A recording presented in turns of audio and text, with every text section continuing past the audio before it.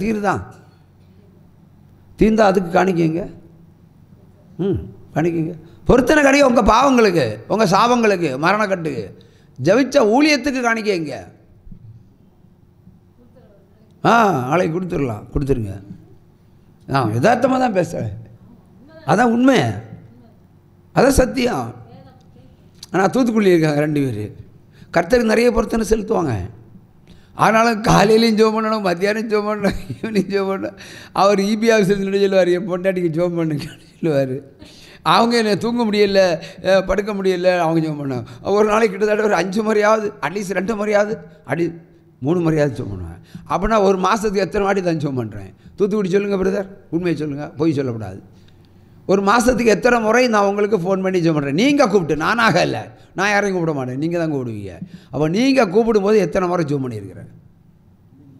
நம்மள ஒரு ஃபேமிலி தான், பயப்படாமல் சொல்லுங்கள். இதனால் உத்தேசம் ஒரு மாதத்துக்கு எத்தனை முறை? 50 முறையா? ஓகே, உட்காருங்க. அவள் 50 காணிக்கை எனக்கு வர வேண்டும். 50 ஊழியம் செஞ்சுருக்கிறேன் உங்களுக்கு இல்லையா? உட்காருங்க. இதே மாதிரி ஒவ்வொரு ஆளும் பாருங்களேன், நீங்கள் வந்தவங்க வராத எத்தனையோ பேர் இருக்காங்க. நான் முகம் பார்த்து ஊழியம் செய்கிறது கொஞ்சம் பேர், முகம் பார்க்காமல் ஊழியம் செய்கிறது கோடிக்கணக்கான மக்களுக்கு செய்கிறேன். இப்போ அவங்கெல்லாம் எவ்வளோ கூட்டணும்? டிவி பட்டிக்கு முன்னாடி இருக்கீங்கள, மாதம் ஒரு 500 ரூபா போட்டால் என்ன? சரி, 500 ஜாஸ்தி, 100 ரூபா போட்டால் என்ன? கேபிள் டிவிக்கு 250 ரூபா கட்டுறீங்களா? 100 ரூபா ஜியோலி கொடுத்தா என்ன? சால் நல்லா இருக்குன்னு சொல்கிறீங்களே, நல்லா இருக்குன்னு நீங்களும் கொடுத்தா என்ன முடியும்? எனக்கு இனி கடன் பிறகுனா ஊழியம் நின்று போயிடும். கடன் இருந்தால் தான் நிற்க முடியும். அது திராணிக்கு மேலே சோதிக்க மாட்டேன்னு சொல்லியிருக்கிறாரு. இதுக்கு மேலே திராணி கிடையாது ஆக்சுவலி சொல்கிறேன். ஆனால் இனி திராணி தந்தா இனியும் கடன் வாங்கி இனியும் ஊழியம் செய்வேன். அதுதான் ஜெபிஆர் என்ற ஜே மோஸ் என்ற ஊழியம். பொண்டாடி தடுத்தாலும் நிற்க மாட்டேன். பொண்டாடி எத்தனை முறை சொல்லுவாங்க? அவங்களே நகை வேணும், நட்டு வேணும், நான் இருக்கிறத பிடுங்கிறதான் என் வேலை. இவளே பிடுங்கியிருக்கேன்னா பிறகு என்ன? ஆகவே என்ன சொல்லுகிறேன்னா, ஊழியம் என்பது ஊழியத்தோடு நடக்கணும். சாரி பார்த்து எவ்வளவோ கஷ்டத்தில் இருந்த பிறகும் அவளுடைய கஷ்டத்தை பார்த்தாள், மாமிச கஷ்டங்களை தான் அவள் பார்த்தாள், பிரமாணத்தை பார்க்கவில்லை. மாமிச கஷ்டத்தை பார்த்துக்கிட்டு நான் சாக போகிறேன்னு தீர்மானிச்சு. நீங்களும் அப்படி தான். கடன் பெருக்கும்போது என்ன முடிவு எடுப்பீங்க? நான் சாக போகிறேன் பாஸ்டர்னு எழுவீங்க. நான் சொல்லுவேன் செத்து போகணும் இல்லுவேன். நான் அப்படி தான் சொல்லுவேன். செத்து போனதில் ஊழியம் செய்ய மாட்டேன். இங்கே தான் ஒரு சகோதரி ஒரு காலத்தில் 2022 ஜூன் மாதம் 4ஆம் தேதி உபவாச கூட்டத்தில் எனக்கு மறிக்கணும், செத்து போகணும், என்ன அப்படியே மறிக்கணும். ஒரு பாம்பாட்டெல்லாம் ஆடணும், அப்படியே ஒரு பாம்பெல்லாம் பயங்கரமாக ஆடும். அந்த டான்ஸெல்லாம் பார்க்கணும். அந்த டான்ஸை நல்லா பாருங்கள், யூடியூப்லேயே இருக்கும். பாடிட்டு சொன்னால் அடுத்த காட்ட பாக்கி தினத்தந்தி பேப்பரில் தீக்குளித்து தாய் மகளின் சாவு. அவர் சொன்னால் செஞ்சு இங்கே வாழக்கு தான் நீங்கள் வரணும், சாகிறது வரக்கூடாது. வாழணும், அதுக்கு ஜீவவழி தேவை. அப்படின்னா மட்டும் வரணும். சாக நினைக்கிறீங்க வராமே இருங்க, அப்படியே செத்து போயிருங்க. வாழணும். என்னை தேவன் காப்பாற்றுவார், என்னோட பாவத்தை மன்னிப்பார், என் பாவத்தை பிடுங்குவார், பாவம் செய்யாமல் தடுப்பார், குடும்பத்தை நடத்துவார், உயிர் சேதம் வராமல் பாதுகாப்பார், கூடவே இருப்பார், கூடவே இருந்து எல்லா காரியத்தையும் செய்வார். இந்த குடும்பத்தை ஆசீர்வதிச்சு போல உங்களையும் ஆசீர்வதிப்பார் என்ன நீங்கள் நினச்சா மட்டும் வாங்க. இல்லைன்னா வெறும் செய்கிறக்கும் 4 மணி நேரம் நான் ஊழியம் செய்கிறவனாகும். 2017 வரைக்கும் அப்படி தான் பண்ணணும்.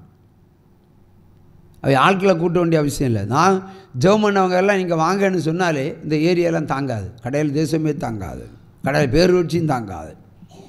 ஒரு முறை வந்து ஜெபம் பண்ணிட்டு போங்கன்னு நான் சொன்னாலே மதி. கூட்டம் அது கூட்டத்தை கூட்டுகிறது என் வேலையில். நான் என்ன சொல்லுவேன், நீங்கள் வந்தாலும் இதான் ஊழியம், வராமல் இருந்தாலும் இதான் ஊழியம். வசனத்தை சொல்லுவேன், கேள்விப்படிங்க, பாவம் செய்தால் பரிகாரம் செலுத்துங்க, பரிசுத்தமாக இருங்க, தேவன் வரப்போகிறாரு, வீணாக செத்து போகாதீங்க. இந்த ஆலோசனை தான் சொல்லுவேன். நீங்கள் நேரில் வந்தாலும் இதுதான் சொல்லுவேன், ஃபோன்லேயும் இதுதான் சொல்லுவேன்.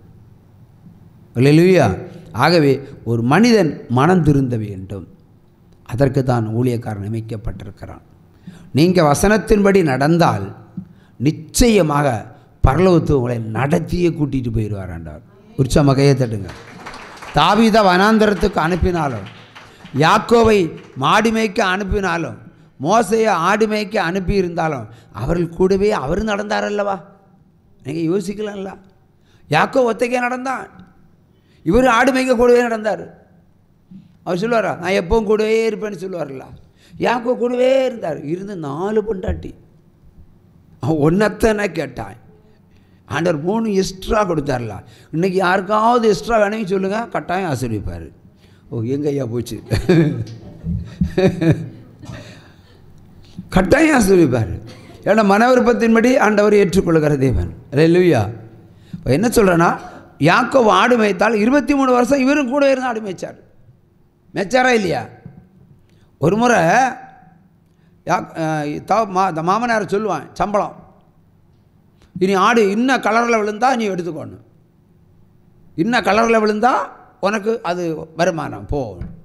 அதான் அந்த கலரில் பிள்ளை பொழியாது, ஆடு பிரசவிக்காது. அண்ட் எந்த கலரில் வராதோ அதைத்தான் அவன் சொல்லுவான். வஞ்ச காதலையோட இப்படி 10 முறை வஞ்சித்தான் மாமனார். தன் 2 பெண்களை கல்யாணம் பண்ணி இருக்கிறான்னு யோசிக்கல. ஆனாலும் கொடுக்கிறவன் தயங்கினான். கர்த்தர் சொன்னார், அதை செய் இதை செய்ன்னு. பார்த்தா பொலிதெல்லாம் அவன் என்ன கலரில் சொல்லுவான் அதே கலர் அதிகமாக பிள்ளையை பொலிய வைச்சார். ஆட்டுக்குட்டிகளாய் பெருக்கி 2 பெரும் பரிகாரங்களோடு ராத்திரி கூட்டிகிட்டு வந்தார் ஆண்டவர். அவள் கூடவே இருந்திருக்காரா இல்லையா? தாவீது வனாந்தரத்துக்குள்ளே இருந்தானே, இவரும் சந்தான் பற்றி இருந்திருப்பார். இவர் கூடவே இருந்தார்.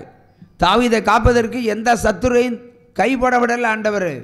அவனுடைய ஜீவோலி பிள்ளைகள் இந்த உலகத்தில் எங்கே இருந்தாலும் கர்த்தர் கூடவே இருப்பார். இதுதான் சத்தியம். ஆனால் அமெரிக்காவில் இருங்க, கனடாவில் இருங்க, பின்வாங்கினா போட்டுதல் சும்மா வர மாட்டார். ஐயோ என் மகள் பின்வாங்கி போனாலே இன்னும் கண்ணீர் அடிச்சுக்கிட்டார். திரும்பி போகிற டைப் இல்லை. ஓங்கி அடித்தா 100 டவுனில் பைட்டில் அடிப்பார். கோர வாரி காற்றை உக்கிரமாய் உன் தலையில மோத பண்ணுவேன். அடித்து முடிச்சுதான் வருவார். ஒன்றே ஆசீர்வதிச்சு முடிப்பார், இல்லைன்னா அழிச்சு முடிப்பார். 2ல் ஒன்றா செய்யாமல் இருந்தவன் திரும்ப மாட்டார். அல்லேலூயா. அவை ஜீவொலினா ஜீவனுள்ள ஊழியம். நீங்களும் ஜீவனுள்ள பிள்ளைகளாக இருக்க வேண்டும். உங்கள் திருப்பூர்லையா காங்கேயத்தில் எங்கே இருந்தாலும் கிறிஸ்து ஜீவொலி பிள்ளைன்னு சொல்லக்கூடிய அளவுக்கு உங்கள் கேரக்டர் இருக்கணும். இல்லைன்னா வெள்ளியை உருக்குவது போல உருக்கிடுவார் ஆண்டவர். சொல்லணும், இந்த சபைக்கு போனோம், நான் திருந்தி வாழ்கிறேன், இந்த சபைக்கு போனேன், நான் பரிசுத்தமாக இருக்கிறேன், சபைக்கு போனேன், பிரமாணத்தை கற்றுக்கொண்டேன், சபைக்கு போனேன், பிரமாணத்தை பின்பற்றி நடக்கிறேன், இதனால் எனக்கு தேவ சமாதானம் எனக்கு கிடைத்திருக்குன்னு சொல்லணும். இது முதல் கட்டம். அதுக்கப்புறம் பஞ்சத்தை வைப்பார் கட்டாயம், தரித்திரத்தை வைப்பார் கட்டாயம், கடனை வைப்பார் கட்டாயம், நெருக்கத்தை வைப்பார் கட்டாயம், ஒடுக்கத்தை வைப்பார் கட்டாயம், வியாதியை வைப்பார் கட்டாயம். அப்படி எல்லாம் வச்சுக்கிட்டோம். அப்பவும் நீ சொல்லணும், என்ன வந்தாலும் நம்புவேன்,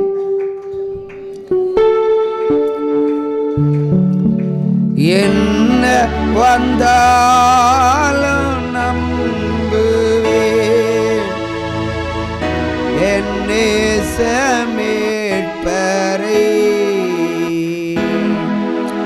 யார் கைவிட்டாலும் பின் செல்வே, எனது இயேசுவை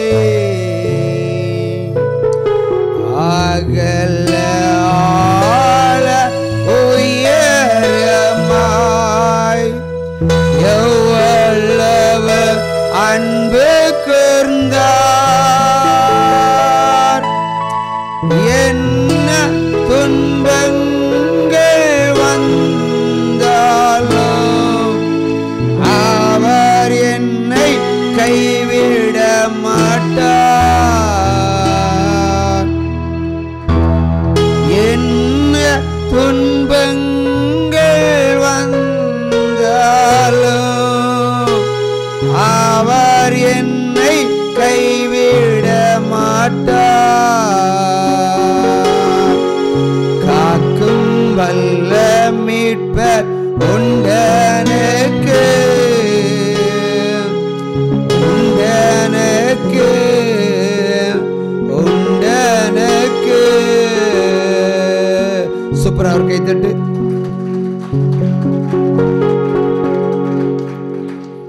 பிரியமானவர்களே, இதுதான் வாழ்க்கை. கிறிஸ்தவ வாழ்க்கையில் அப்படி எல்லாம் இருக்கும், எல்லா ஆபத்துகளும் வரும். அப்போ சொல்லணும், நீ என்ன வந்தாலும் உம்மைத்தான் நம்புவேன், விக்கிரகத்தை அல்ல. அல்லேலூயா. இந்த உலகத்தை அல்ல. இழப்பே வந்தாலும் நீர்தான் எனக்கு தேவன் அப்படி சொல்லணும். இவ்வளோ பிரச்சனை மத்தியில் 1 கோடி பணம் கொடுத்தா 1000 அல்லேலூயா சொல்லுவீங்க.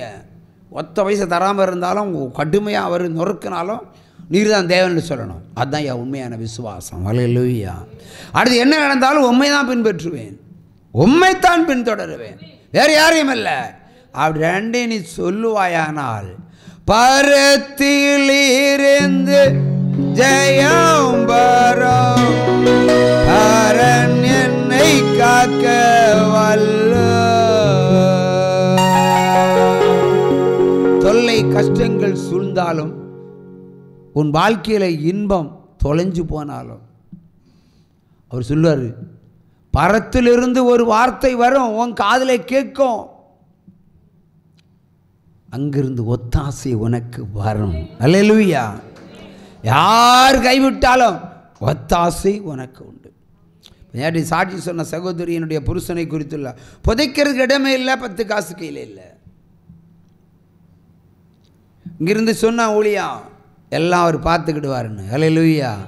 அங்கேயே அவர் போயிடும் திருப்பூர் இல்லை, திருப்பூருக்கு போய் எல்லா ஆட்களையும் சரி கட்டி ஆண்டவர் யாதொரு குறையும் இராதபடி கிறிஸ்தவ முறைப்படி புதைக்கிறார்கள். உற்சாகமாக கையை தட்டுங்க. வைக்கிற தோப்புக்குள்ள ஒரு புதைத்தல், அது புதைத்தல் அல்ல, விதைத்தல். உற்சாகமாக கையை தட்டுங்க. அல்லேலூயா. விசுவாசம். அல்லேலூயா. செத்தது புருஷன், ஆனாலும் கிறிஸ்தவ முறைப்படி தான் அவளை அடக்கம் செய்ய வேண்டும் என்று தீர்மானித்து ஒன்றுமில்லாத அந்த சகோதரிக்கு எல்லாவற்றையும் செய்து முடித்திருக்கிறார். இது விசுவாசத்தினுடைய அடையாளம். அல்லேலூயா. பின்வாங்கி போகிறதல்ல, என்ன வந்தாலும் அவரை பின்பற்றுங்க. யாரை பின்பற்ற போகிறோம்? அவரை தவிர நமக்கு வேறு யார் இருக்கா? சொந்தமும் அவரே, பந்துவும் அவரே, தாயும் அவரே, தகப்பனும் அவரே, உற்றார் உறவினரும் அவரே, ஓடி வருகிறவரும் அவரே, அணைத்து கொள்ளுகிறதும் அவரே, அடிப்பதும் அவரே, இடிப்பதும் அவரே, குத்துவதும் அவரே, உன்னை உயர்த்துவதும் அவரே. அல்லேலூயா. அப்படி எளிமையில் இல்லைங்க. அல்லேலூயா. ஆண்டவரே, இந்த ஓய்வு நாளிலும் உம்முடைய வார்த்தைகளை நீர் விளம்பினீர். இந்த பிள்ளைகள் கேட்டிருக்கிறார்கள். இனியும் ஒரு தீமையும் ஏற்படாதபடி இந்த பிள்ளைகளை என்னாலும் காத்துறலும், வியாதியஸ்தர்களை சொஸ்தமடையவும், பிணிகள் மறையவும், தரித்திரம் விலகவும், கட்டுகள் உடையவும், சாபங்கள் அழியவும் இவர்களுக்கு இன்றைக்கு ஒரு விடுதலை கொடுத்து ஆசீர்வதிப்பீராக. வியாதியோடு வந்திருக்கிற மகன் வியாதியற்று பகல் நீர் கிருபை செய்யும் ஆண்டவரே. சமாதானம் இழந்து வந்திருக்கிறவர்கள் சமாதானத்தை பெற்று செல்ல கிருபை செய்யும். இனி உண்மையே பின்பற்றுவோம் என்று உடன்படிக்கை பண்ணியிருக்கிற பிள்ளைகளை ஒருபோதும் கைவிடாமல் காத்து நடத்தும். பாலைவனமாய் இருந்த எங்களை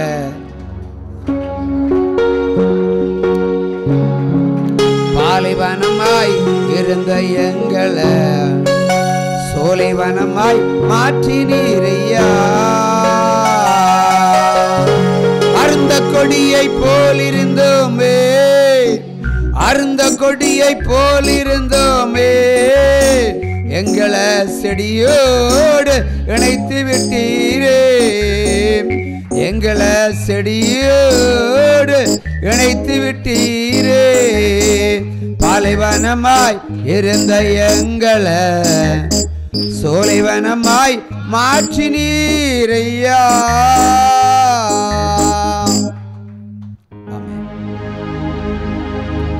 உங்களுடைய பயணங்கள் கர்த்தரால் பாதுகாக்கப்படும்.